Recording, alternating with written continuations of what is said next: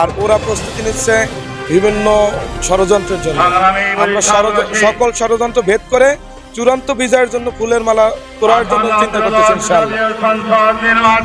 আমরা মনে করি লেভেল প্লেইং এখনো শতভাগ হয়নি, অর্ধেক হয়েছে। আমরা প্রতিটি ভোট কেন্দ্রে সেনাবাহিনী মোতায়েন চাই। স্বচ্ছ নিরপেক্ষ ফ্রি অ্যান্ড ফেয়ার নির্বাচনে শাইখে চরমোনাই বিপুল ভোটে বিজয়ী হবে, যা আমরা চিন্তাও করতে পারবো না।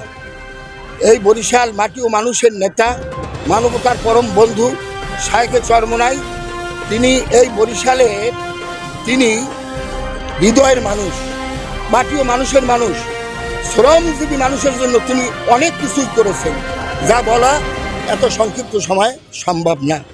সুতরাং আমাদের কর্মীরা প্রতিটি সেন্টারে ফ্রিডম ফাইটার সুইসাইড স্কোয়াড বাহিনীর মতো ভূমিকা পালন করবে, যাতে ভোট ডাকাতি কেউ না করতে পারে।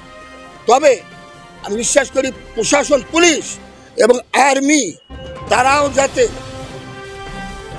ভোট নিরপেক্ষ হয় এ ব্যাপারে সর্বোচ্চ আন্তরিক হয়। যেহেতু মাননীয় প্রধান উপদেষ্টা মহোদয় তিনি ডক্টর ইউনূস শুধু বাংলাদেশ নয় সারা বিশ্বের ব্যক্তিত্ব, তিনি তার জীবদ্দশায় বিগত 54 বছরে যে নির্বাচন হয়নি এইরকম একটা সুষ্ঠু নিরপেক্ষ নির্বাচন বাংলাদেশবাসীকে উপহার দিবেন। এটা বিশ্ববাসী কাছে চিরস্মরণীয় এবং বরণীয় হয়ে থাকবে ইনশাআল্লাহ। আসসালাম।